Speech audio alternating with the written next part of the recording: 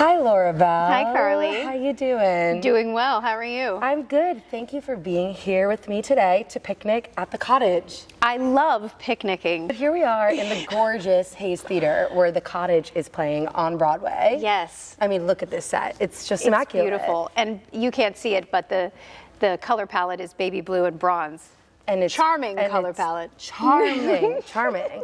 So we're here at the Cottage and we're having a little picnic. Yes. And when I go on picnics, the playlist is really important to me, like the music that I listen to. So I was hoping today you could help me create a playlist for our picnic. I would love that. And this is Picnic Playlists.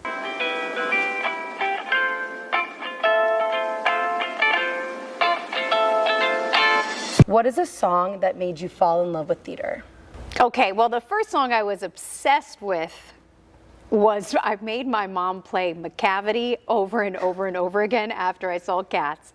But the real one, I think, that made me fall in love with theater is I was obsessed with being Cosette in Les Mis. And I saw it when I was 6. And I did at my dance school in Paris, Kentucky. You know, we did dance competitions, and I was the only one that ever did like song and dance. And so I had a duet where I sat on the floor and I was Cosette. And my friend was the lady in white. And I was like, there is a castle on a cloud. Anyway.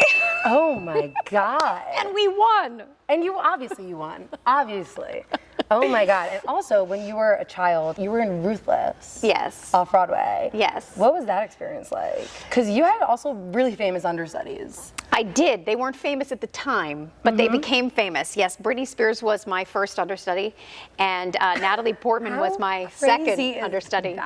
But that was a comedy. It was about a little girl who killed another little girl for a part in a play. Typecasting. Incredible. It was a comedy.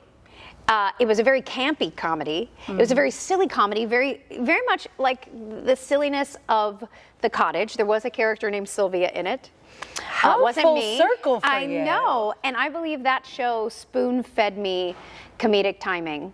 It also led to me doing my first gay pride parade at 10. Iconic.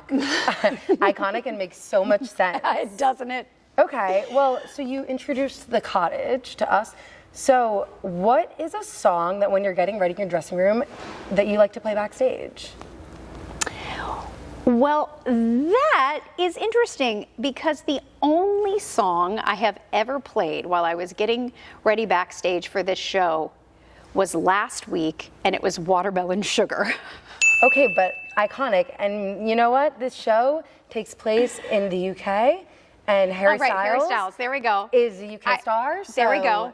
It makes so much sense. I just needed like feel-good music to get pumped up, but most of the time, I haven't been playing music, which is interesting. When I was doing Legally Blonde at 5 minutes till showtime, I would literally like have a dance party and like work my body up and sweat because I needed to kind of warm up my body. But I mean, you have to for that show. But I'm also one of those people that like gets in the car and drives in silence. Whoa. Because you do it because it's like the only moment of silence I'm getting.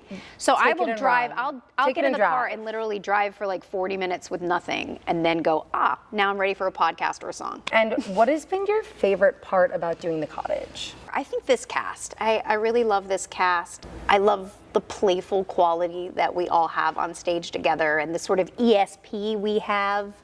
We're like reading each other's minds on stage, timing-wise. It's been fun to do a play. It's been fun to do something that I wasn't singing and dancing in. It's been way less maintenance, so it's been, easier to have a drink afterwards. Incredible. But I think I really say this cast and being able to be in just this silly comedy. And what I love about the character of Sylvia is her arc. She really goes through a change, and we see different emotional colors of her, and we see her really attached to this idea that a man is going to make her life better, and then we see her release that notion and realize that she could be happy on her own. And I think that's a really powerful message. So it's a feminist message without hitting everybody over the head with it. The ups and downs of that journey is really fun to play every night and really fun to like discover. That's amazing. It's my favorite show on Broadway right now. It is so funny. Yes. You are so good in it. Yes. I laugh so much at everything you do. I also hear that you break a lot on stage. That's the rumor. I'm the first to go. But see, this, But they they're say so that. funny, so they it makes say sense. that. The cast says that. They say that. They do. But lately, they will go. They start cracking these smiles, and that's what's They're making trying me to make you break. They will crack a smile, and that will make me go. I think that also I'm in the moment. I'm reacting. So if something is different, like It's funny. pretty noticeably different, I'm going to react to it, right? Because I'm not phoning it in every night. Yeah. On autopilot. Oh, yeah. Right? So You're in it. I'm alive on stage. You're in it. So when something different happens, I'm reacting to it.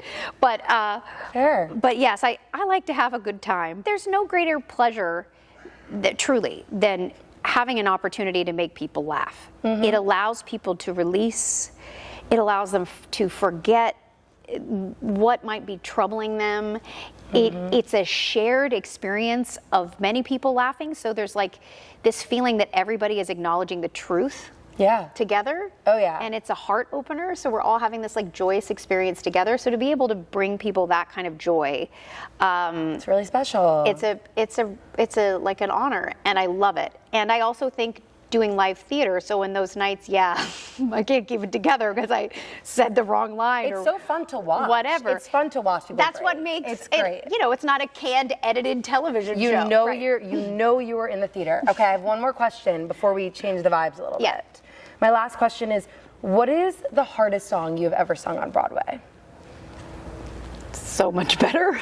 I figured that might be the answer. Yeah, on some levels it's easy after you've done it for a while, but or it's easy when you first do it and then it's like hard to maintain. Yeah, I would say that's probably it. What is the craziest story you have from Legally Blonde? I have a couple. Once I bent and snapped so hard my wig flew off. And I was What did you, wait, it's just. I just went down and up and it flew away. I was standing there in my wig gap and the audience. Elle Woods, bald. Yeah, Elle Woods. Bald, The Elle Woods. blonde is no longer blonde, she's bald. She's legally bald. That's actually what I said. I turned to the audience and I said, I want to thank you all for coming to see Legally Bald. I happened to be in the salon when it happened. Paulette, you want to help me put my hair back on? She's like, sure, brilliant. sit in the hair chair. Oh, And my everybody, the audience audibly gasped. They were like, My God, incredible. And then everybody was laughing. Of course, the audience couldn't stop laughing. We couldn't stop laughing. Every girl gave me a hairpin, and they turned basically they put my wig back on, but they put the back in the front and the front in the back. So I was in the whole next scene like this. I couldn't even see. I'm trying to That dance. is incredible. It was hilarious. It's time for a snack break. Okay. And I have gluten-free cookies for you, and I have regular cookies for myself. I love macaroons. Yes, because it felt like a good cottage snack. Oh. Ready? Cheers. Cheers. Time for rapid fire speed round. Okay. 5 questions, quick answers. You ready? Mm-hmm. Favorite pump up song? I'm terrible at this. Watermelon Sugar. Watermelon Sugar. All right. Well, best road trip song, even though you're listening to podcasts. Watermelon Sugar. Watermelon Sugar. Song from a dream role. Watermelon Sugar. Oh. Strong from a dream roll? Yeah. Rose's Turn. Oh, I would love to see that. Favorite song to sing to Huck? You Are My Sunshine. Precious. And last one is your favorite Broadway song ever. I do love Master of the House. Great song. And it all comes full circle back to Les Mis. Okay. And to end this picnic, can we do picnic playlist karaoke, where you pick one of the songs you spoke about and you give me a little of it?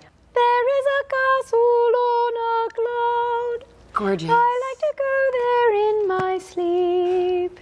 Nobody shouts or talks too loud.